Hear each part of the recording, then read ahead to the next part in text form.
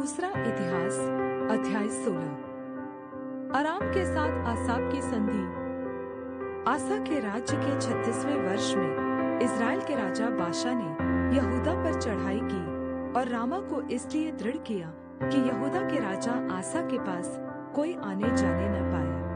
तब आसा ने यहोवा के भवन और राजभवन के भंडारों में से चांदी सोना निकाल दमिश्कवासी आराम के राजा बेन-हदद के पास दूत भेजकर यह कहा, जैसे मेरे तेरे पिता के बीच वैसे ही मेरे तेरे बीच भी वाचा बंधे। देख, मैं तेरे पास चांदी सोना भेजता हूँ, इसलिए आ इस्राएल के राजा बाशा के साथ की अपनी वाचा को तोड़ दे, ताकि वह मुझसे दूर हो।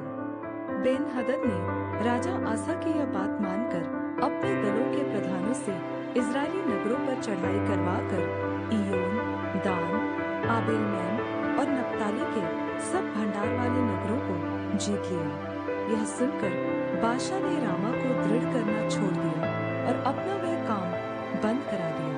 तब राजा आसा ने पूरे यहूदा देश को साथ लिया और रामा के पत्थरों और लकड़ी को जिनसे बाशा काम करता था उठा ले गया और उनसे उसने गेबा और मिस्पा को दृढ़ किया।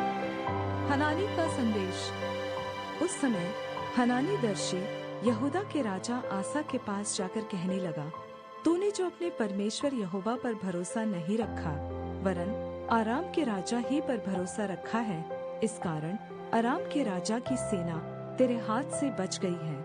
क्या कुशियों और लूबियों की सेना बड़ी न थी, और क्या उसमें बहुत से रथ और सवार न थे? तो भी तूने यहोवा पर भरोसा रखा था, इस कारण उसने उनको तेरे हाथ में कर दिया। देख, यहोवा की दृष्टि सारी पृथ्वी पर इसलिए फिरती रहती है कि जिनका मन उसकी ओर निष्कपट रहता है, उनकी सहायता में वह अपनी सामर्थ्य दिखाए। तूने यह काम मूर्खता से किया है, इसलिए अब से तू लड़ाइयों में फंसा रहेगा।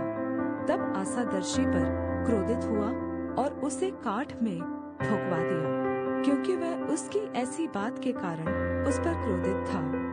और उसी समय से आसा प्रजा के कुछ लोगों पर अत्याचार भी करने लगा। आसा की मृत्यु।